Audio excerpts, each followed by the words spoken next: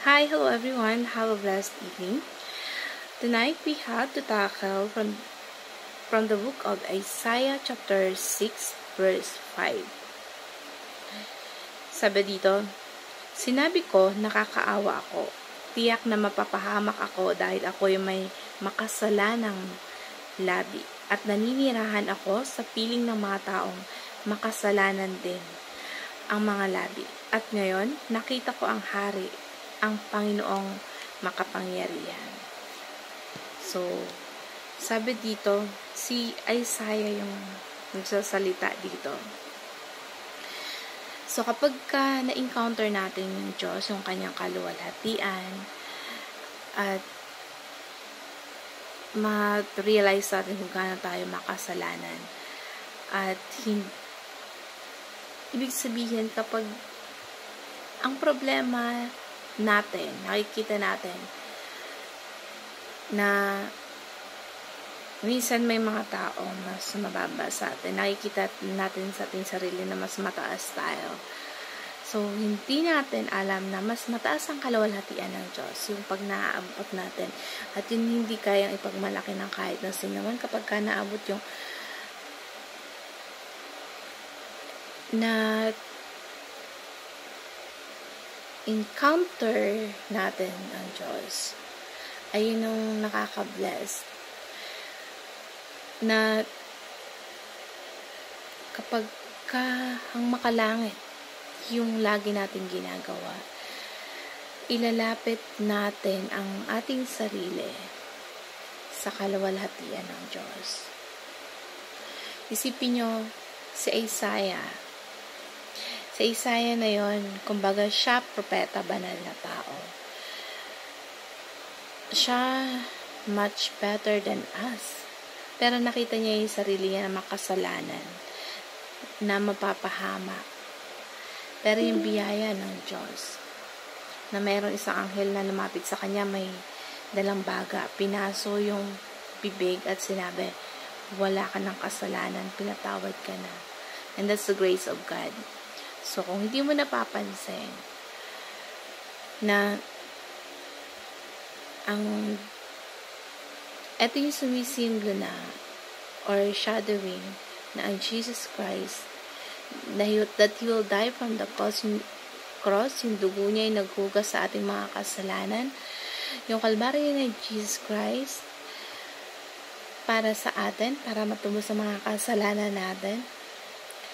Kaya sinabi dun ni Isaiah, sapagkat nakita niya ang kaluwalhatian ni Jesus, kaluwalhatian ng Diyos, at nagpahayag siya tungkol sa Panginoon Hesus Kristo.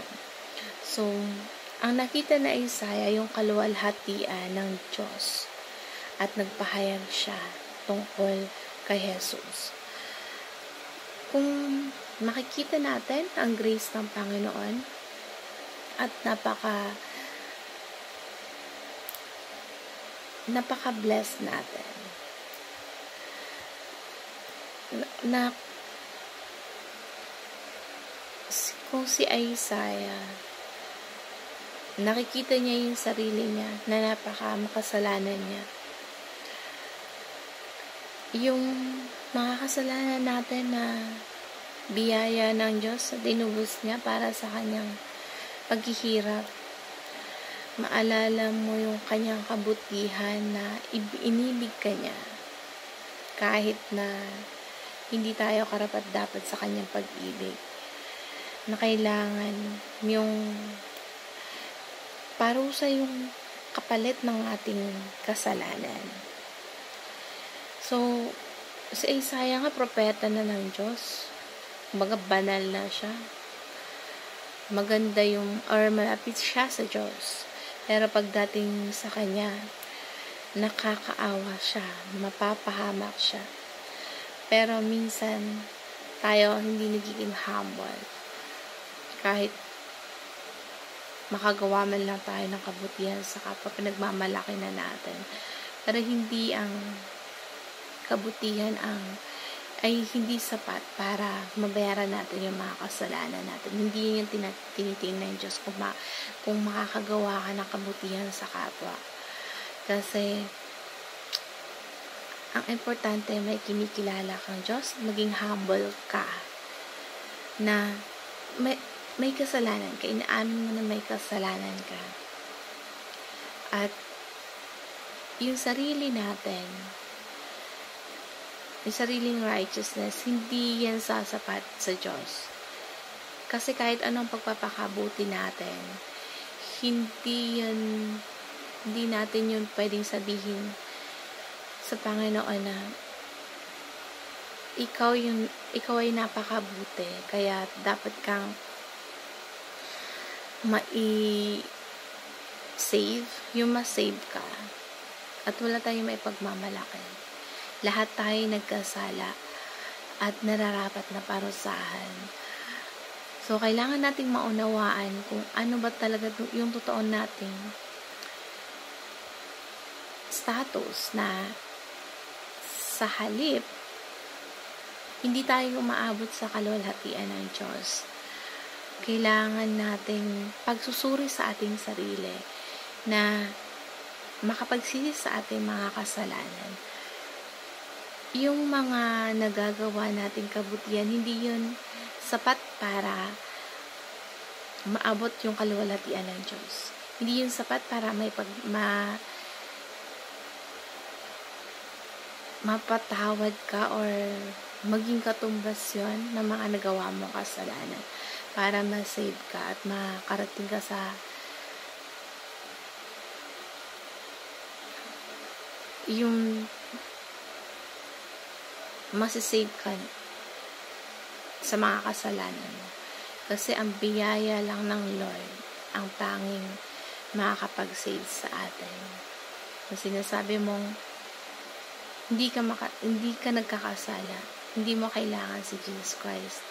Pero tayo kapag inaamin natin tayo nagkakasala, Jesus is with us.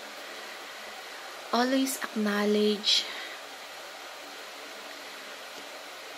sa biyaya ng Panginoon, the grace of God.